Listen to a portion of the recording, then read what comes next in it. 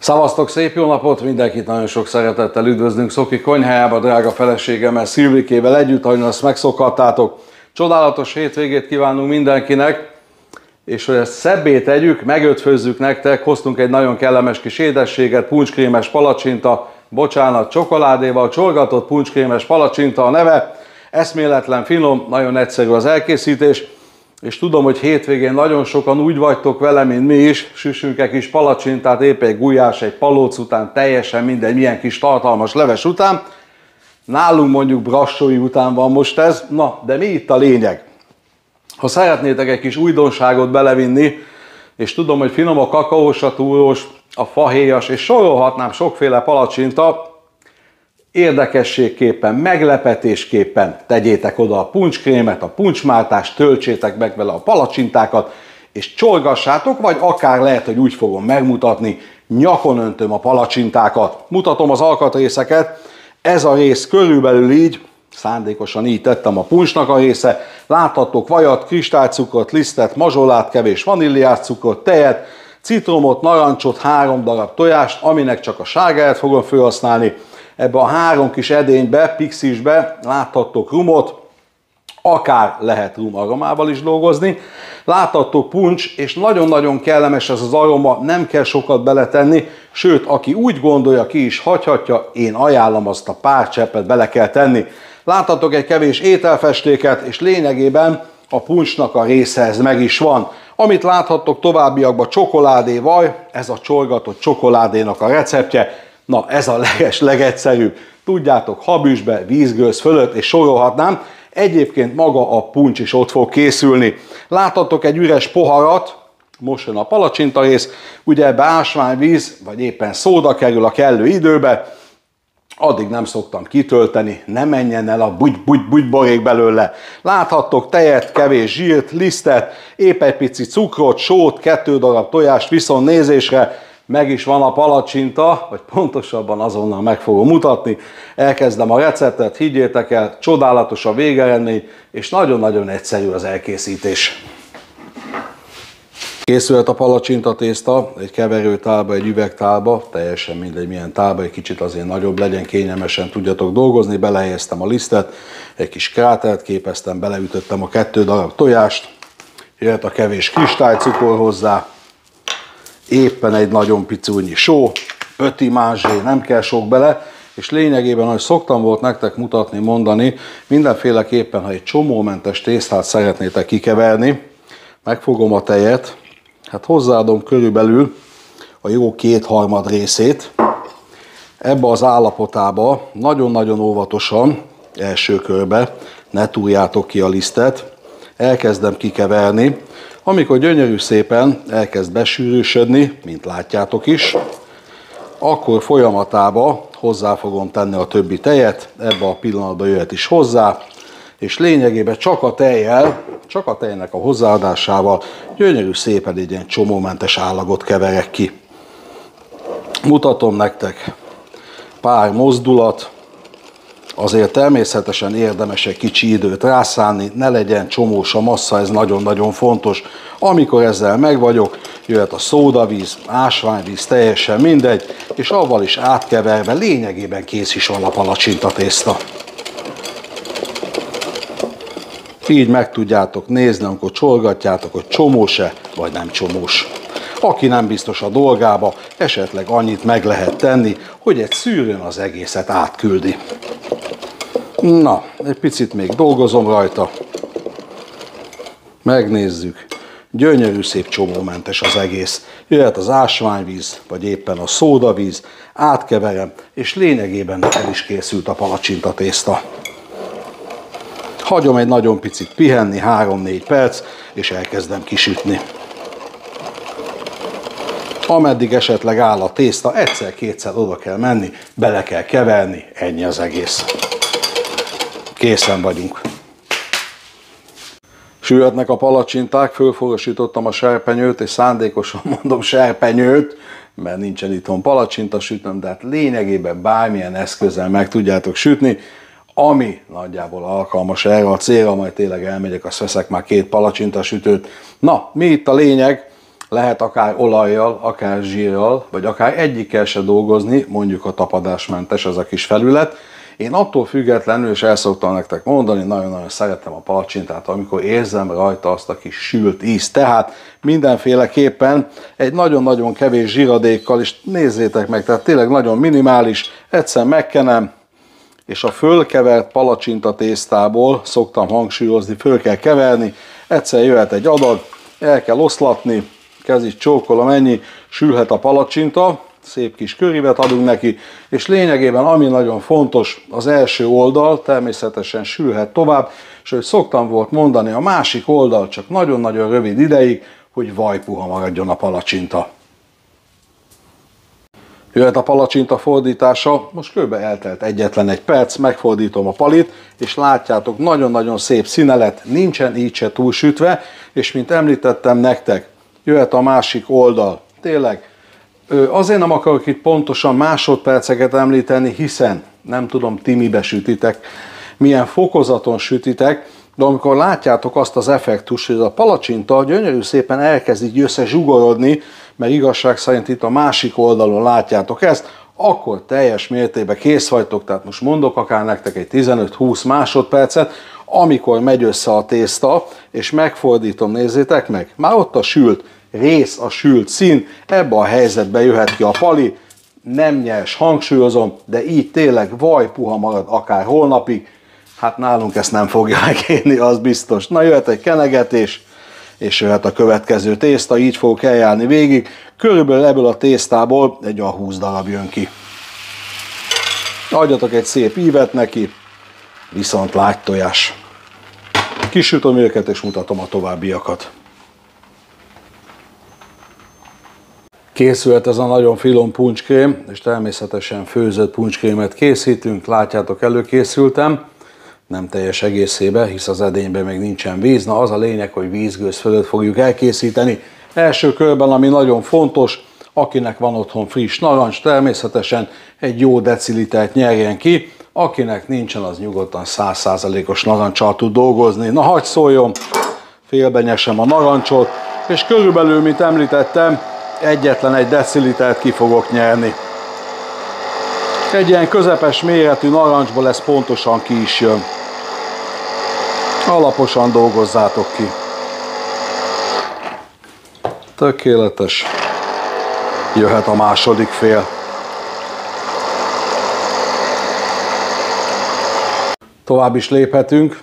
Kinyeltük a narancslevet, és mint említettem, ha valakinek nincsen tényleg friss narancs, jó a 100%-os narancslé. Na, mi következik most? Nagyon-nagyon fontos megjegyeznem, itt a mazsolát csak a vége fele fogom beletenni magába a puncsmártásba, a puncs-szószunkba, hiszen nem szeretném a teljes mértékben a mazsola szétmenne. Annyit fogok tenni, hogy ebbe a narancslébe szépen bele fogom küldeni a mazsolákat, egy ilyen pici kannállal el fogom igazgatni őket, elkeverem, hagy pihenjenek, ezt ilyenkor félre lehet tenni. Jön a következő lépés, ami nagyon fontos, és ismét megint kitérnék a csomómentes állagra. Na, hogyan kapjuk ezt meg? Megfogom ezt a pici lisztet, beleteszem a habüsbe. Jöhet a vaníliás cukor, hozzápakolom, jöhet a kristálycukor. Hogy miért is teszem ezt így? Azért teszem, habverővel el fogom keverni, hiszen a liszthez minél több ilyen kristályos anyag kerül, a lisztszemeket ebbe a helyzetbe gyönyörű szépen, most ha mikroszkóp alá tenném, így elkezdi széttolni. Tehát minél kisebb az esély ahhoz, hogy csomós legyen, bocsánat, az állag. Tehát ti is így tegyetek, keverjétek el a liszttel a cukrot, a vaníliás cukrot, és lényegében utána hozzácsorgatva folyamatosan elkezdem hozzátenni a tejet, legyen mondjuk egy fél rész, megtörlöm a pohár alját, és lényegében elkezdem kikeverni csomómentesre, meglátjátok, ezt gyönyörű szépen így meg tudjátok tenni, és nagyon-nagyon fontos, hogy a puncsmártás nem úgy, mint a palacsinta is, annál se szabad, de itt meg főként nem szabad, hogy egyetlen csomó is benne maradjon. Na, dolgozok egy picit vele, jól elkeverem, 20-30 másodperc, érdemes vele foglalkozni, Amikor úgy látom, hogy precízen dolgoztam, jöhet a 3 tojásnak a sárgája bele. Tovább fogom keverni. Gyönyörű szép az állag, és meglátjátok majd vízgőz felett, csuda-csuda jól fog kinézni a végeredmény.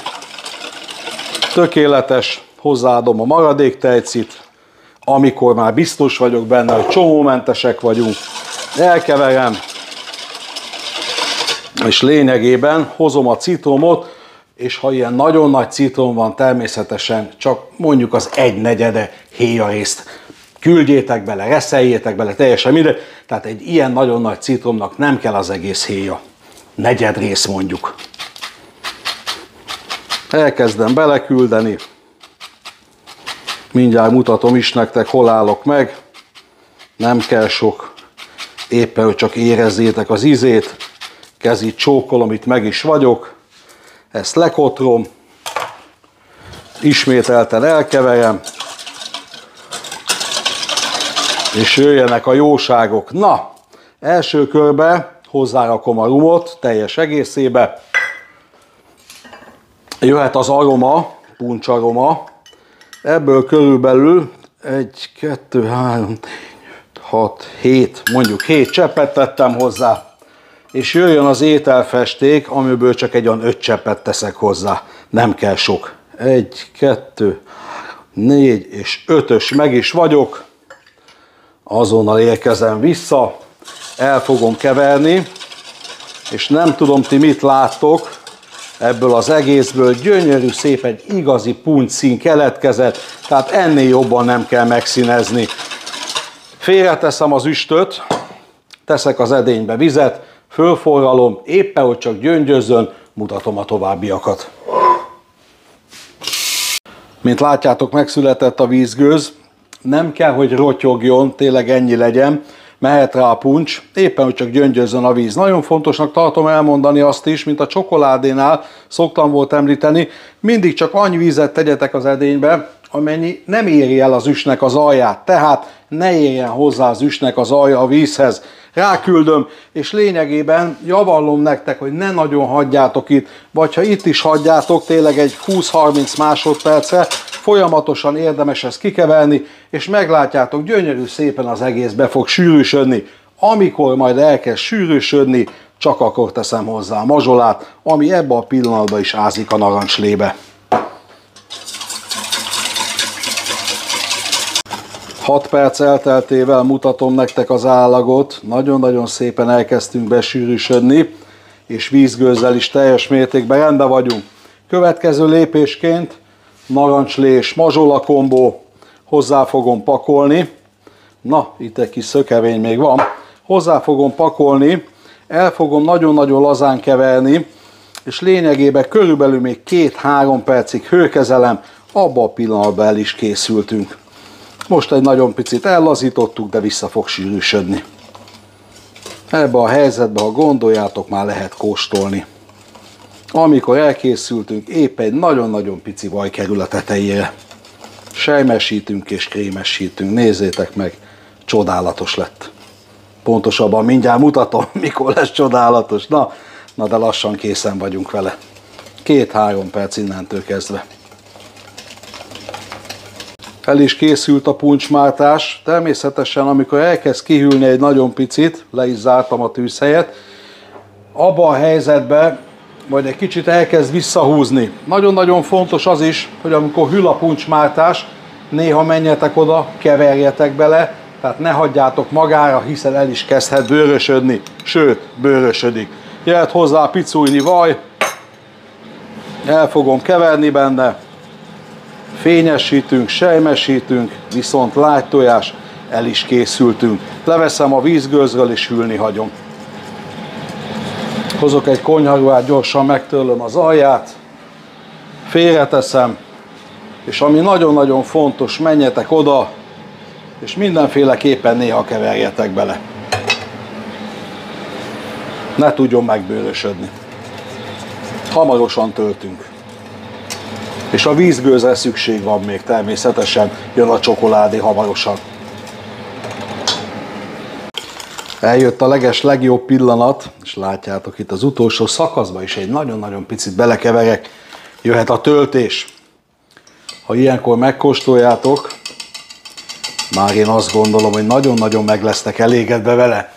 Habverő jöhet ki, lényegében a töltésről, hát nem is kéne mit mondanom, talán nem is kéne megmutatnom, inkább csak annyit, hogy én hogy szoktam megtölteni. És érdemes úgy belekeverni néha, és úgy adagolni, hogy mondjuk a mazsola az egyenlő arányba legyen. Egyszer megfogom, szétküldöm a palacsintán, itt egy kis szökevény, egyszer hajtok innen egyet, és ilyen kis háromszögbe kerül a tára. Na most fontos azt is elmondanom, hogy ez a palacsinta már lényegében csak langyos, majdnem, hogy kihűlt. A puncsmáltásunk is. Ameddig készül a csokoládé, annyit szoktam tenni, hogy ezt a tálat egy 70-80 fokra beteszem a sütőbe, tehát melegen tartom, ameddig a csokoládé nem készül el. Na, lényegében ennyi. Töltöm a palacsintákat, és hamarosan mutatom nektek a csokit. Roppanód egyszerűen, tehát lényegében rátok van bízva, hogy hajtjátok meg. Akár föl is lehet tekerni. 20 palacsintára el kell osztani. Mondjuk én most 21-et sütöttem. Szilvikének a szerencseszáma. Tökéletes. Így járok el végig.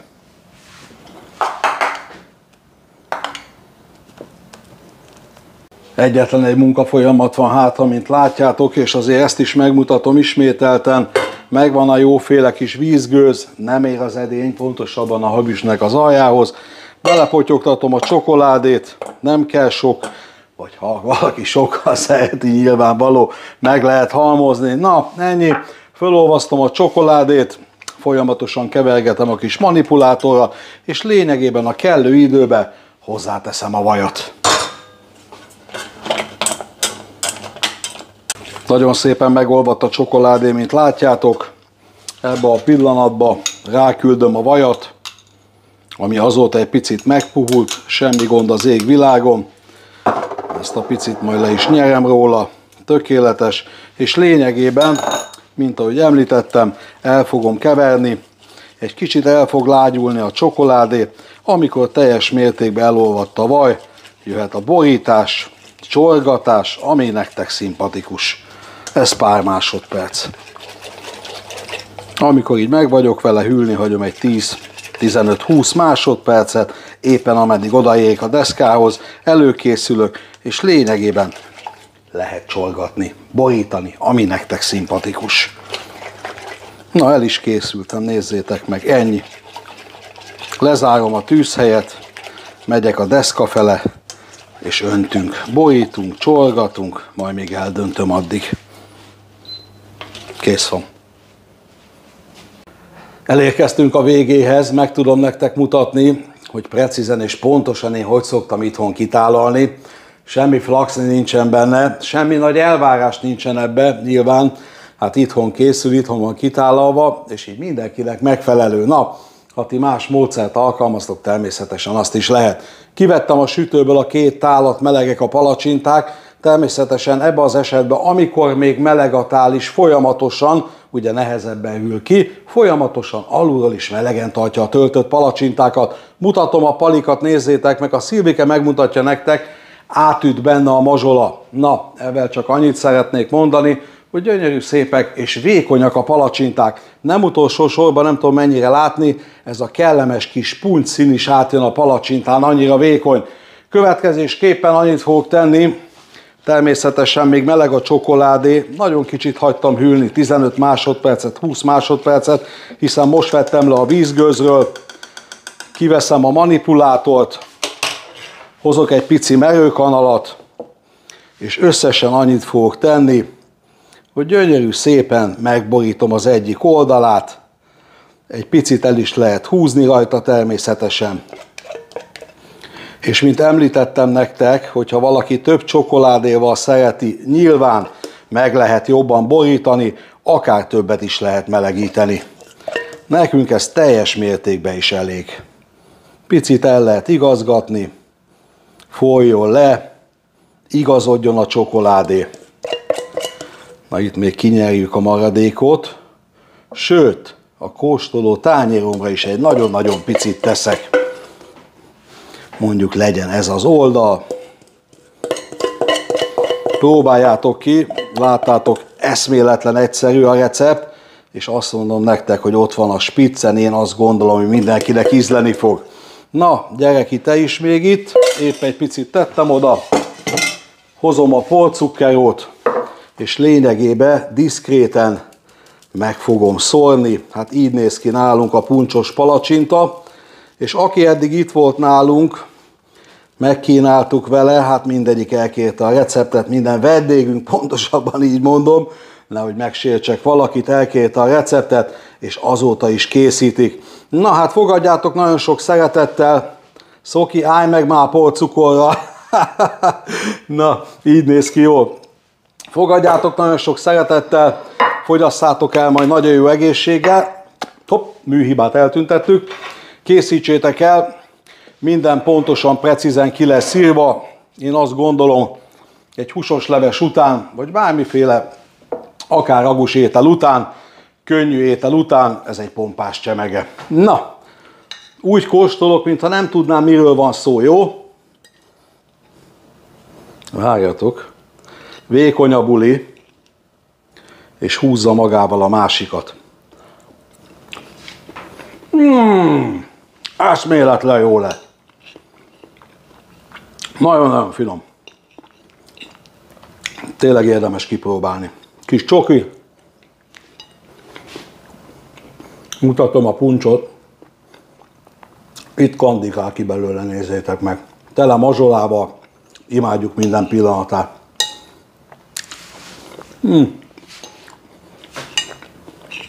Eszméletlen finom. Jó étvágyat hozzá nektek is, szavaztok.